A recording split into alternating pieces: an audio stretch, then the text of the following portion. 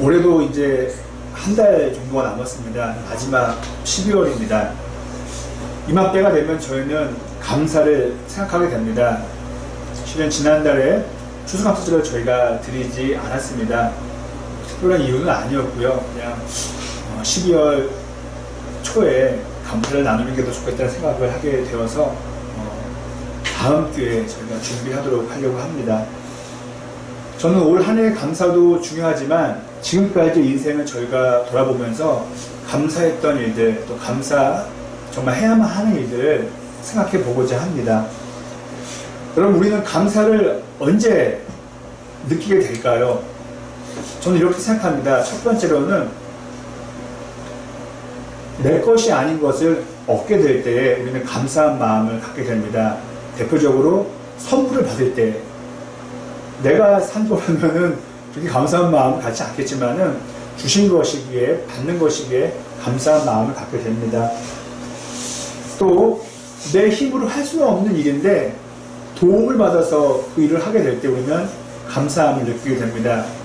가령 무거운 짐을 들고 지하철 계단을 오르려고 할 때에 누군가가 도와준다면은 우리는 뭐라고 얘기합니까? 됐어요 라고 하지 않죠. 감사합니다 라고 이야기를 합니다. 그렇습니다. 감사의 이 방향을 저희가 본다면은 외부에서부터 우리에게로 향하는 것입니다. 물론 우리가 반응해야 온전한 감사가 되는 것이죠. 우리 그리스도인들은 어떻습니까? 외부에서 오는 그 감사의 방향을 인지하고 또 감사를 표합니다. 그 외부에서 오는 근원은 어디입니까? 바로 하나님입니다. 그래서 우리는 작은 거에도 또 평범한 거에도 감사합니다 라고 하나님께 이야기를 합니다. 그런데 이 감사는 상황에 따라서 조금씩 달라지게 됩니다.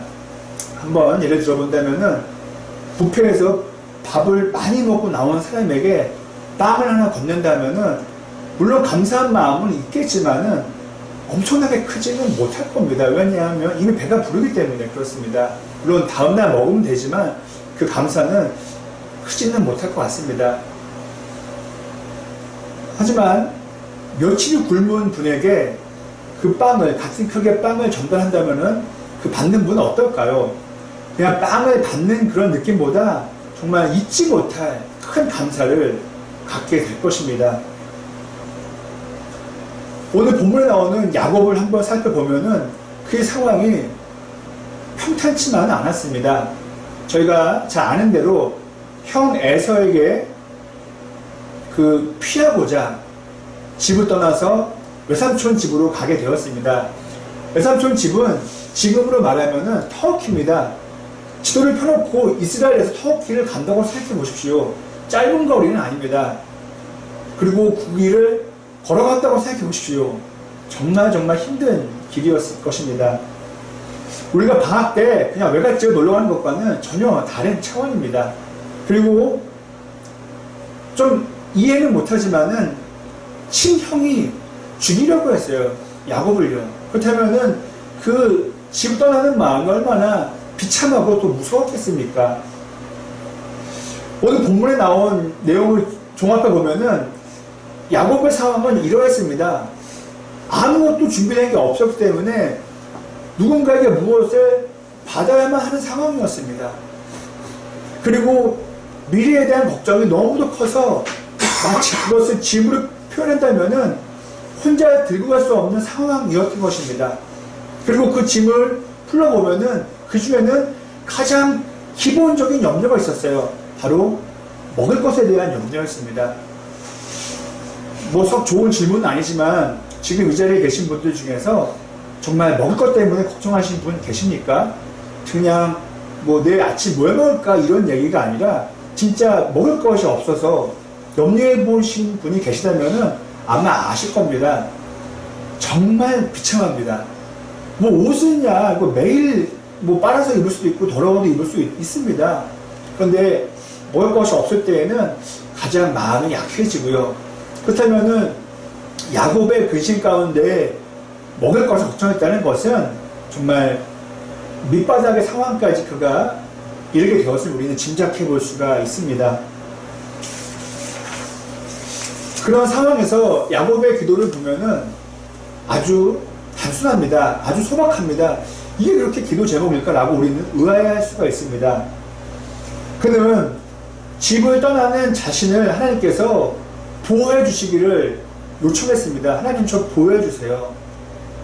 그리고 지금은 멀리 떠나서 외삼촌 집으로 가지만 꼭 다시 아버지 집으로 고향으로 오게 해주세요. 그런 기도를 했습니다. 여러분 한번 생각해 보십시오. 저희가 먼 길을 갑니다. 우리 자매님들 이제 여행을 가시는데 안전이 염려돼서 두려워하진 않은 것입니다. 그리고 이번에 가면은 언제 내가 고향으로 올까, 한국으로 올까, 그런 염려는 지금 아무도 하지 않습니다. 지금 우리가 봤을 때는 정말 고민이 아닌 내용인데 야곱은 너무 염려했습니다. 그만큼 그 상황이 안 좋은 상황에 처해 있었다는 것입니다. 그래서 그는 저를 안전하게 지켜주시고 다시 아버지 집으로 올 수 있게 해주신다면은 하나님 잘 믿겠습니다. 하나님 잘 섬기겠습니다. 그런 약속을 하게 됩니다. 그에게는 그게 전부였습니다. 일전에 제가 몸이 아파서 제대로 걷지 못하고 뛰지 못하는 상황이 있었습니다. 오늘 자매님께서 대표 기도해 주시면서 달리는 것에 감사함을 느낀다고 말씀하셨는데 미리 제가 설교 원고를 전해드리지 않았습니다. 저는 기도를 드리다가 깜놀했어요. 어떻게 제 이야기를 먼저 하시는구나. 그래서 저는 한 4년 동안 달리지를 못했습니다. 물론 어떤 분들은 걸어다니시면 되죠. 뭐 뛰나요? 라고 말씀하셨지만은 뛸 수 있는 데 걷는 것과 못 뛰는 데서 그 못 뛰는 것은 마음이 다릅니다. 시도를 합니다. 오늘은 뛸 수 있을까? 하고 힘을 주면은 아파서 못 뜁니다. 너무너무 마음이 아팠습니다. 그때 간절히 바랬던 기도 제목은 뭐였겠습니까? 하나님, 저 달리고 싶어요. 저 좀 점프 좀 하고 싶어요. 그게 제 간절한 기도 제목이었습니다. 그리고 이런 약속을 했습니다. 하나님, 제가 몸이 옛날처럼 다 나아지게 되면은 저 착한 일 하면 살게요. 그러면서 여러분 아시겠지만은 어려운 분들을 위해서 집을 지어주는 봉사활동이 있습니다. 여러분들 아시죠? 그 일을 하고 싶었습니다. 그것을 전문으로 하는 건 아니었지만은 방학 때나 쉴 때 하고 싶은 마음이 있었습니다. 그리고 좀 유치하지만은 이런 혼자만의 계획이 있었습니다. 내가 몸이 다 나아서 뛸 수 있으면은 나 어디를 가게 되더라도 뛰어다닐 거야. 말도 안 되는 소리지만은 정말 그러고 싶었어요. 어디 누굴 만나러 가든 슈퍼를 가든 뛰어다니고 싶어. 왜냐하면 딱히 나을 방법이 전혀 없었기 때문에 그냥 저한테는 그것이 너무도 간절한 기도 제목이었고 전부였던 것입니다. 그래서 저는 야곱의 그 순박한 기도가 이해가 됩니다. 안전하게 지켜주세요. 다시 아빠 만나게 해주세요. 그런 기도였던 것이죠. 그래서 저는 사실 지금 달릴 수 있는 것만으로 감사해야 합니다. 뭘 더 바라면 안 됩니다. 형제님과 잠깐 얘기 나눴는데 전자책 이런 거 없어도 돼요. 달리는데 이제는 뛰어다닐 수 있는데 뭔 소용이 필요 있겠습니까? 그래서 저는 때로는 저도 불만이 이렇게 있을 때 뭔가 좀 아쉬운 마음 생길 때 그때 떠올립니다. 지금 달릴 수 있는 거 지금 난 것만 해도 다 된 거 아니야? 그럼 저는 이렇게 입이 어린들 표현으로 입이 대빨 나왔다가 쏙 들어가게 됩니다. 하나님 그렇죠. 할 말이 없습니다. 감사하죠. 다 안다면 거짓말이겠지만 저는 야곱의 마음을 어느 정도로 이해가 됩니다. 야곱의 이야기를 보면은 그는 돈이 없었어요. 그래서 어떤 숙소에 머물지 못하고 그냥 들판에서 잠을 자야 했고요. 어떤 필요한 것들이 충분치 않아서 돌을 베개 삼아서 잠을 청했습니다. 그냥 되게 불쌍한 상황이었습니다.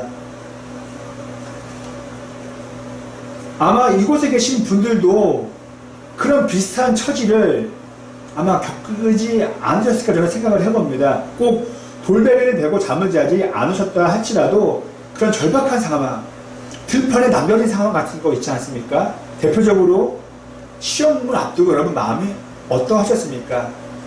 대학교 시험을 앞두고 또 취업을 앞두고 그 마음은 야곱의 마음과 크게 다르지 않았을 것입니다. 그리고 질병 때문에 또 내 질병도 있지만 내 사랑하는 가족의 질병 때문에 얼마나 간절히 기도하셨습니까? 그리고 내 마음이 너무 고단하고 힘들어서 너무 고통스러워서 얼마나 이렇게 돌벽에 베고 잠을 자는 것과 같은 어려운 시간을 보내셨습니까? 그때 하나님께 아마 기도하신 분들이라면은 이 내용은 빼먹지 않으셨을 거예요. 하나님, 이 시험만 통과하면, 이 어려움만 통과하면 나 하나님 잘 믿을게요. 뭐 내가 어떤 큰 거를 이루지 않아도 하나님 제가 지금보다는 조금 더 열심히 신앙생활을 할 거라고 그런 약속을 다 하지 않았었을까 합니다. 왜냐하면 기도하는 대상이 하나님이기 때문에 당연히 그런 내용은 있었을 것입니다. 야곱은 그 두려움 가운데에서 길을 떠나게 되었습니다. 하지만 성경을 읽어보면은 그의 기도대로 하나님께서는 그와 함께 해주셨고 그가 다시 아버지 집으로 올 수 있게 고향 땅으로 올 수 있게 해주셨습니다. 그리고 그 처음 가는 길에 입을 것과 먹을 것을 걱정했던 야곱은 성경을 보시면 아시는 것처럼 하나님께 받은 게 너무도 많아요. 그렇기 때문에 그 걱정은 정말 작은, 정말 걱정할 것도 아니었던 것입니다. 또한 홀로 떠났던 그의 상황은 대가족을 이루게 되어서 돌아가게 되었습니다. 그냥 그가 상상하지 못했던 것을 하나님께 받고 돌아오게 되었던 것입니다. 그것은 무엇입니까? 그가 열심히 일한 것도 있겠지만은 그의 곁에 하나님이 함께 해주시고 그에게 복을 주셨기 때문입니다. 교회를 안 다니는 분들은 이렇게 말씀 안 하시죠. 야곱이 열심히 해서 얻은 거다. 하지만 저희 교회 다니는 분들은 어떻게 생각합니까? 그도 열심히 했지만 하나님께서 다 도와주셨다. 하나님의 은혜로 이루게 된 것이다 라고 우리는 고백하게 됩니다. 그래서 나의 그런 교만을 드러내는 것이 아니라 하나님께 감사를 드리는 것입니다. 창세기 35장 6절과 7절 말씀을 보면은 이런 내용이 나옵니다. 큰 가족을 이루고 다 함께 아버지 땅으로 돌아왔습니다. 그리고 어디를 방문하냐면은 그가 그 돌베개를 베고 잠을 잤던 하나님께 기도했던 베델로 다 가게 됩니다. 그리고 그 베델에 이르러서 야곱 가족은 예배를 드리게 됩니다. 하나님께 제사를 드리게 됩니다. 그렇습니다. 그는 하나님께 간절히 기도할 때 약속했던 것을 잊지 않았던 것입니다. 아무리 거부가 됐어도 대가족을 이루었어도 지금은 걱정할 게 없다 할지라도 하나님께로 갔다는 것입니다. 자신의 이 약속대로 하나님을 잘 섬겼던 것입니다. 이 시간, 짧은 시간이지만 잠깐 몇 초라도 저와 여러분들이 힘든 시절에 만났던 그 하나님을 한번 떠올려보면 어떨까 합니다. 저와 여러분들에게 있어서 베델의 시간을 떠올려 봤으면 합니다. 군대일 수 있고요. 또 멀리 공부하러 유학 갈 때도 있고요.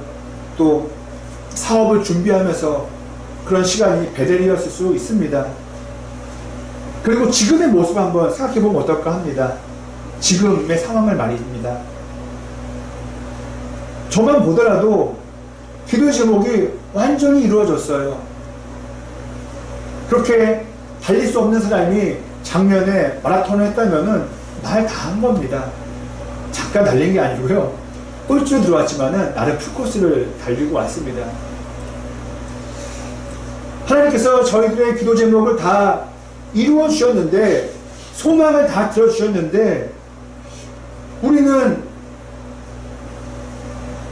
그 감사한 마음을 잊고 사는 건 아닌지, 감사하기보다는 연말의 즐거움을, 크리스마스의 기쁨을 기대하고 있는 건 아닌지, 물론 필요합니다 하지만은 감사가 쏙 빠진다면은 이건 좀 하나님께 잘못한 행동일 것입니다.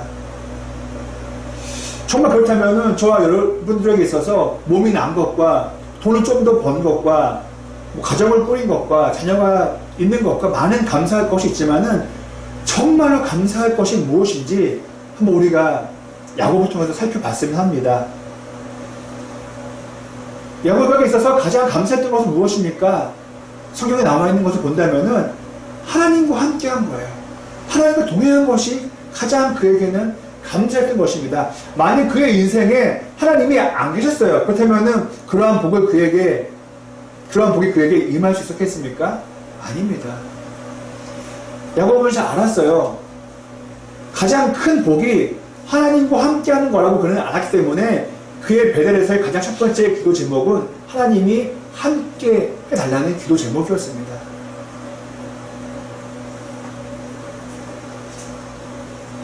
하나님은 저와 여러분들에게 무언가가 없다면 그것을 채워주시는 분입니다. 야고보에게 그랬던 것처럼 말입니다. 그리고 내게 무언가가 부족해서 채워지기 전까지 인내하고 기다릴 수 있게 도와주십니다. 야고보이 베델에서 기도했지만은 그의 기도 제목이 그 자리에서 곧바로 이루어진 건 아니었습니다. 시간이 필요했습니다. 그 인내할 수 있는 마음을 주는 것입니다. 또한 우리에게 믿음, 다른 말로 신앙을 주셔서 우리의 마음을 바꿔주십니다. 그 전에는 무언가가 없으면은 답답하고 화가 났습니다.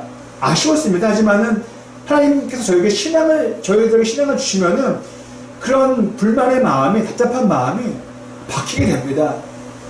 믿음 생활을 잘 하신 분들은 아마 그런 경험 있으실 거예요. 그전에는 꼭 무언가가 이루어져야만 하나님께 감사했는데 이제는 안 돼도 감사하고요. 그리고 그것이 그렇게 크게 나에게 중요한 요소로 갖게 되지 않는다는 것입니다.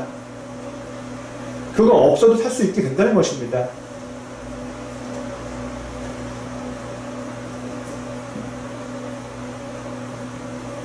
만일 우리에게 돈이 가장 감사한 부분이라면 어떻게 되겠습니까?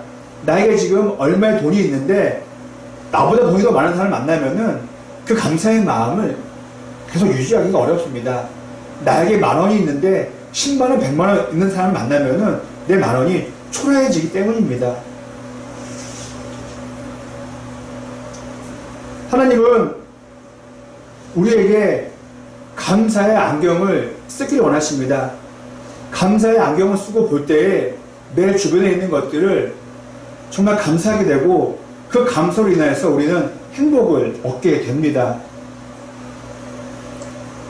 그래서 우리는 조금 전에 말씀드린 돈이나 이런 보이는 것에 행복을 두지 않기 때문에, 감사를 두지 않기 때문에 그런 것들이 없어져도 우리의 감사와 행복은 떠나지 않게 됩니다. 만약에 제가 어떤 A라는 물건에 감사를 느끼고 거기에만 행복을 느낀다면은 그 물건이 사라지면은 내 감사도 사라지고 행복도 사라지게 된다는 것입니다. 그러면 우리는 날마다 욕심을 갖게 됩니다. 하나님, 나 더 가져야 돼요. 하나님, 더 많이 벌어야 돼요.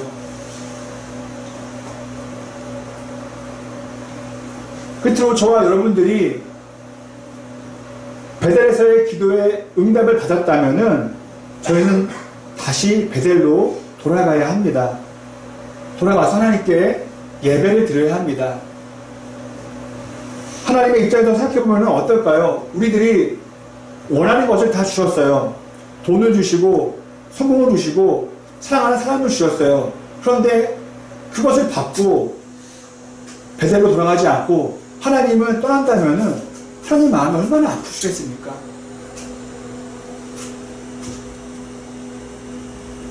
우리가 하나님의 입장에서 한번 생각해보면 어떨까요? 하나님께서 저희들에게 돈을 주시고 건강을 주시지만 하나님 저희들에게 가장 원하시는 것은 무엇이겠습니까? 신앙입니다. 신앙. 하나님을 잘 믿는 게 하나님이 가장 원하시는 것입니다.